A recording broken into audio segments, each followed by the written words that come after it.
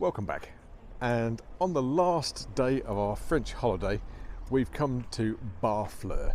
Now the thing about Barfleur is, I'm going to take a punt and go backwards here. This is a bit of a trip down memory lane actually, quite a few firsts happened here. I came here on a cycling holiday with my mum from Cherbourg across the Barfleur, which is only about 20 clicks, in about, oh god, I can't have been more than about 10 years old, and we stayed in Barfleur itself, and it was the first holiday we'd actually had. It was actually a cycling holiday. A new bicycle had been bought specifically for the purpose, and we came here for a week in this lovely little French village. The first night we stayed in here stayed in a place called Hotel du Port, and somebody came in and used the lavatory in our room in the night, which freaked my mother out. So the next day she moved us into this other posh hotel. So she spent most of the week drinking coffee and doing the crossword by the side.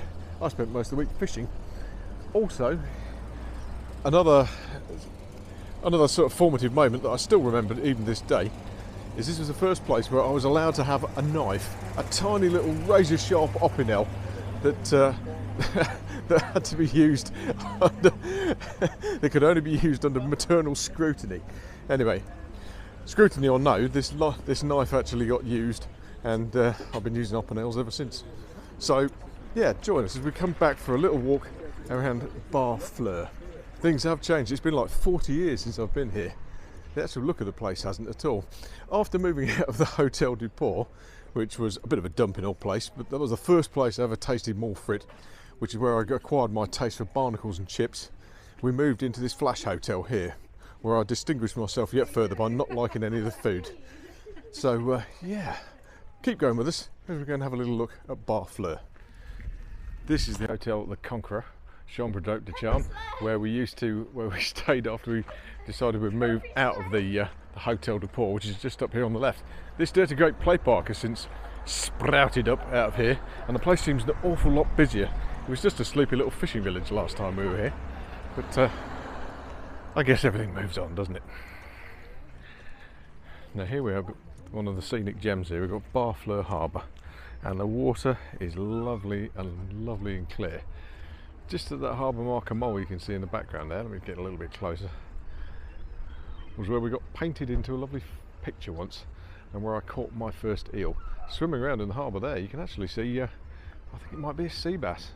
I hope to have the spear gun now and I'll be able to jump in, but sadly we're on the ferry this afternoon.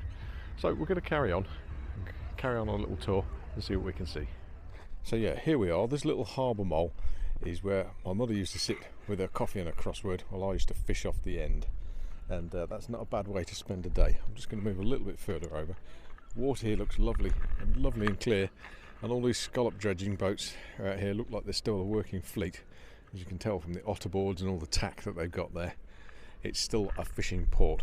The water looks absolutely amazingly clear. I've just seen a sea bass down there. But yeah, this was the site of a nice little holiday many years ago. This building here used to be, the Guerland, used to be called the Hotel du Port, and this is the first place I had a malt frit in. Now if you see the extension at the back there, these two white doors up at the top, they're tiny little white doors. The one on the right was where we stayed, and that's the one that somebody came into in the middle of the night and freaked out Granny.